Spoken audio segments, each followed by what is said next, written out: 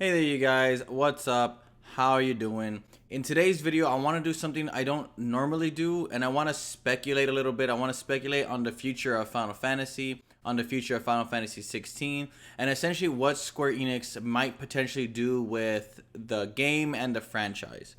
So there's gonna be spoilers as I see fit. I'm not gonna try to outright spoil everything, but at the same time, I wouldn't watch this video if you haven't beat Final Fantasy 16. Obviously, if you don't care about Final Fantasy 16 as a game and you just care about Final Fantasy as a franchise, then I'll have timestamps and you can kind of like figure your way out. But I am going to begin with Final Fantasy 16 and what I think Square Enix can do with this specific title. All right, so I've been playing Final Fantasy 16 New Game Plus. Within the New Game Plus, I feel like holds a lot more potential with the specific gameplay mechanics of Final Fantasy 16. I feel like when you're playing the main game, it is very much heavily built off of the idea of getting the next like summon, getting the next abilities, opening up the skill tree, and facing the next enemies within the story. But a lot of it in New Game Plus is more so like personalizing your specific build. You know, you've unlocked all the summons, you unlocked all the whole complete skill tree. So you're able to just kind of cherry pick what you feel like works. You're able to just dive deeper into side quests, explore more of this world. And there is a lot in Valisthea and in the gameplay mechanics of Final Fantasy 16 that I felt like goes underutilized within the main core 50 hours of the game. So that's saying a lot.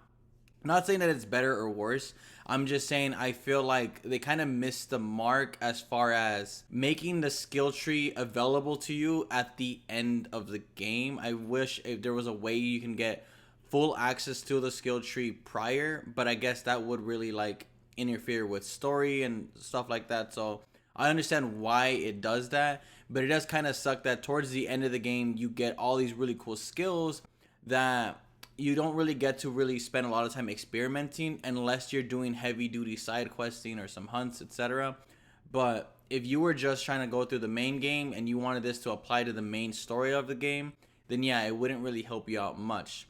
So, with all that being said, the first thing I want to talk about what they can do with Final Fantasy 16, and I feel like the first thing they can do is DLC. I feel like there is a obvious plot holes within the game that the game jumps over that you can really dive deep into some DLC. So like for example, all the time jumps, there's three specific time jumps. One that goes back into the past from when he was younger, and then the one that goes into the future from when Sid actually passes away and then you become like the new Sid. So I feel like the DLC that they could add in could fill in the gaps of story that the game has within those time jumps. So I feel like there's a lot of story that could be told that doesn't really change the narrative, but just get you more deeper into the lore, let you experiment a little bit more with the actual like gameplay mechanics. Especially if it's like tied into New Game Plus, where you can kind of venture on specific plot points with the new mechanics. Again, I just think there's a lot of potential within those time jumps for added DLC or whatever else they want to do. I know Square Enix has expressed some interest in DLC, so I feel like this is a pretty easy fit as far as not really necessarily needing to change the story or do anything deeper as far as the ending goes, but definitely adds a little bit more backstory for those of us who did beat the game or who are planning on beating the game. Another easy DLC I think they can do is like add more side quests that are a little bit more engaging, or the hunts, adding a lot more hunts. I feel like the hunts, specifically in New Game Plus, have been one of my favorite things to do. Fighting the different enemies, the different creatures that kind of inhabit this world, I think is some of the funnest things I've done so far in Final Fantasy 16. And I feel like them adding more hunts would just, I think it's an easy DLC option. All right, so aside from DLC, something that Final Fantasy has done in the past is give some of their more modern, more popular titles a sequel. Think of like Final Fantasy X-2, Final Fantasy 12 had a sequel, Final Fantasy 13 had a whole trilogy. So I think it's not out of the realm of possibility to say that a sequel is potential there. There's potential for a sequel there. I feel like they definitely built this story out with the need that if there was no need for a sequel because the game itself holds up so well, but they also left it very open-ended where a sequel could potentially fit in there, at least in my opinion. So if you haven't beat the game yet, I'm gonna spoil the ending. So at the ending of the game, when Clive tries to restore Joshua and then essentially destroys Origin, and obviously Clive goes off to pass away, and that's kind of felt from Jill and from Gav, and then you get the whole like huge time jump. Again, these time jumps, you get that whole huge time jump where you're now in the world that is created by Clive from destroying Origin.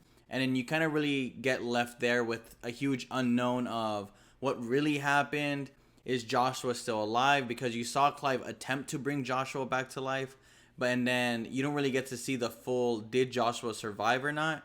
And then you get the book Final Fantasy that was written by Joshua, and I think again it leaves a lot of potential for maybe a story of after Clive dies and Joshua survives, and then you could kind of make Joshua the main protagonist of the next sequel. So like from the moment that Clive died, and then Joshua now has to live on and kind of like deal with the fallout of now we live in this world where all the rules that pre-existed us no longer apply, and now we have to kind of like figure out where everyone's place in this new world is, similar to like Final Fantasy X-2, where you kind of venture around Spira and you see the new societies forming around like New Yevon and just the whole new hierarchy that Spira is trying to build now that they don't have the whole pressing issue of like Sin, who's always around the corner or whatever.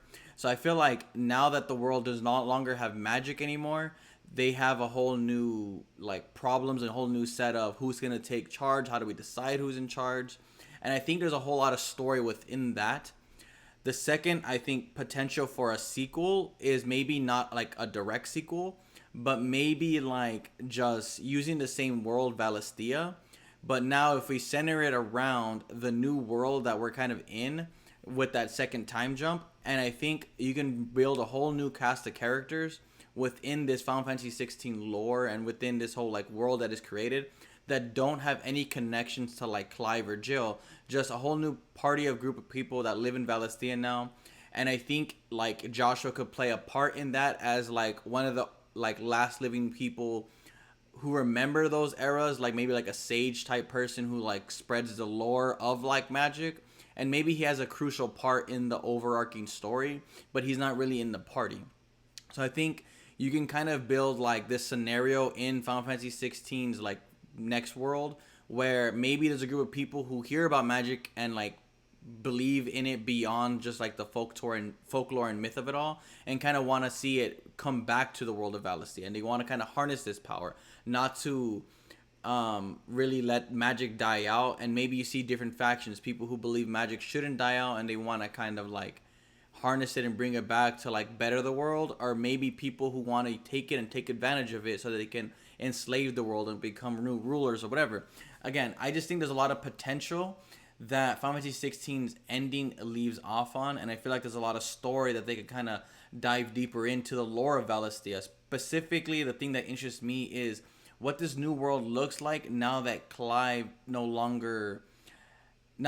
destroyed like the potential for magic and stuff like that, and just the whole like shambles that is going to be left, and who's there to pick up the pieces. Again, I think all that really interests me.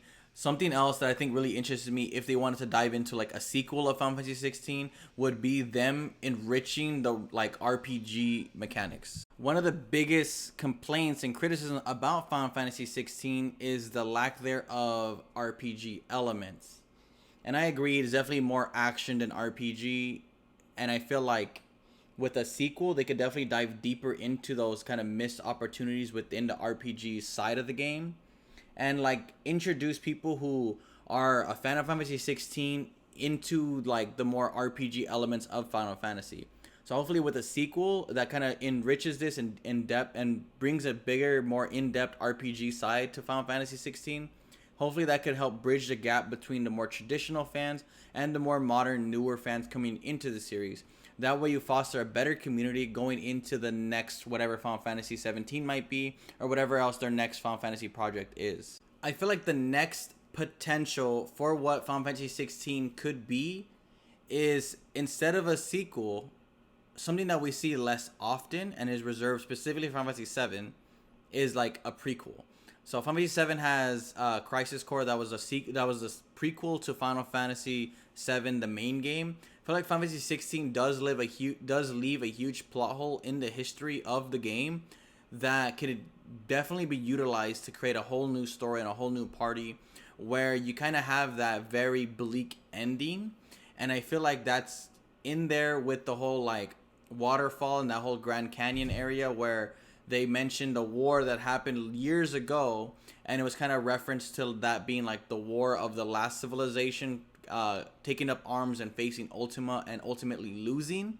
And I feel like there's a whole huge like story that could definitely be implemented there, that could tell a deeper, more dark side to Final Fantasy 16. Because even though Final Fantasy 16 is a very dark, there is a lot more dark like messages like underneath the main story that is definitely left more to like lore and context. Specifically with the whole fact that Ultima annihilated a race of humans before. He is not beyond killing just tons of people at his own whim. And, you know, there wasn't always a Clive there to help them. And they did have to do it on their own without him, and ultimately failed and left a huge crater out there. So again, I feel like there is a huge story there that could be told and could be very heartbreaking in the end, especially if you make really, really compelling characters that the audience can get behind and really want to root for, knowing damn well there's no way they're going to succeed. All right, so that's all I have for what I think holds for Final Fantasy 16, what the potential of Valisthea and that specific world might be. Now, if we're talking about in like the future of the franchise of Final Fantasy, I think it's pretty obvious that they're going the whole remake route. They're doing the remaking Final Fantasy 7 trilogy, however long that's going to take them to get done. And I think that is ultimately a big success for them. I think there's a lot of other things that have been rumored, like the Final Fantasy Tactics remake, Final Fantasy 9 remake, Final Fantasy 10 remake, that I feel like are all very much possible and I believe will happen. I feel like these remakes are a smart approach to this franchise. It'll allow these older titles to be played again by newer audiences who have no interest in going back to these games. And specifically like Final Fantasy 9, I feel like there's a lot of potential with how that game is aged. I feel like for me it is aged very, very well, but there is a lot of things like the slow load times, the slow animations, stuff like that is definitely very dated for Final Fantasy 9 and is holding back a lot of people from actually going through and playing that game. So I feel like with a modern take on that traditional Final Fantasy game like Final Fantasy 9, it could definitely bring in a newer audience more closer to that traditional fan base. And then I feel like if you do a Final Fantasy X remake, I would really like a Final Fantasy X-2 remake. Now, I know for a lot of people, Final Fantasy X-2 isn't really held up to the same standard that Final Fantasy X is. It's definitely a huge tonal shift, not just for the franchise, but also Final Fantasy X specifically.